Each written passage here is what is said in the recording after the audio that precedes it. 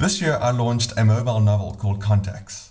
In just 2 months, 10,000 teenagers read the story on their phones from start to finish.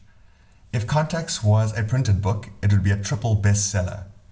I asked for ideas for a Contacts sequel and got 1,500 entries.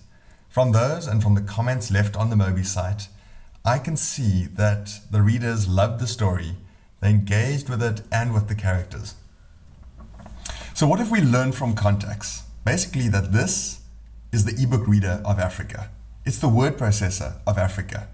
In the beginning of the year, I asked whether we could get teens to read and write longer pieces of text, not just SMSs and chats on their phones. Now we know that we can. Through the research around the story, I found that almost all of the digital writing of teenagers is on mobile phones. And most of their reading, in general, happens either on their phones or on paper.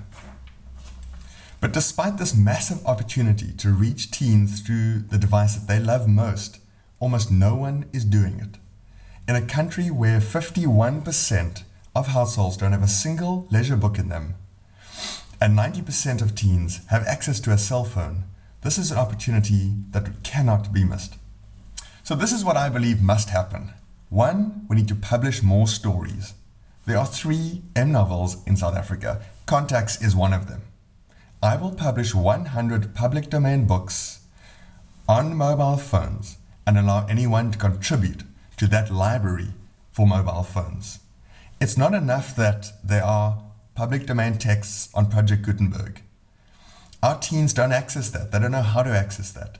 We need to put those books onto Mixit, onto Mig33, onto a local Mobi site with a simple interface that our teens will access.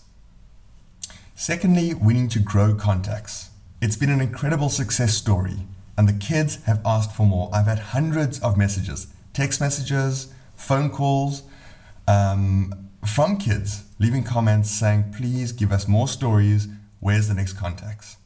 So we need to run more sequels and grow the readership. We also need translations. I will publish the stories in English, put them online in a collaborative space, and aim for translation into other languages via crowdsourcing.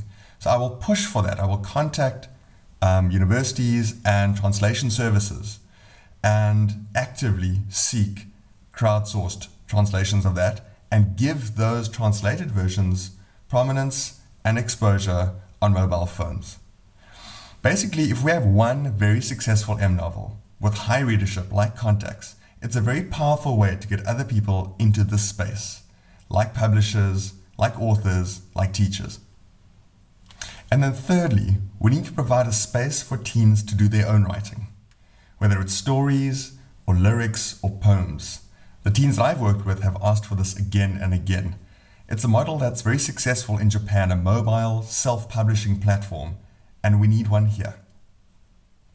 Underlying these 3 actions is the need for sustainability, and the business model that I will focus on is finding corporate sponsorship and advertising, and also the need for replicability, so that what works here can be replicated in the rest of Africa, where mobile uptake is so strong and a lack of books is also so prevalent. So what I'm asking for is just 1 more year. I won't be pitching again a year from now. I want to drive these 3 things, put stories, including Contacts, online, and allow a community of teenagers to do their own writing. I will seek sponsorship and advertising and make this sustainable a year from now.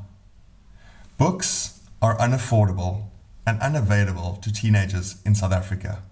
Through cell phones, we can remove that barrier and have a profound effect on literacy. Thank you.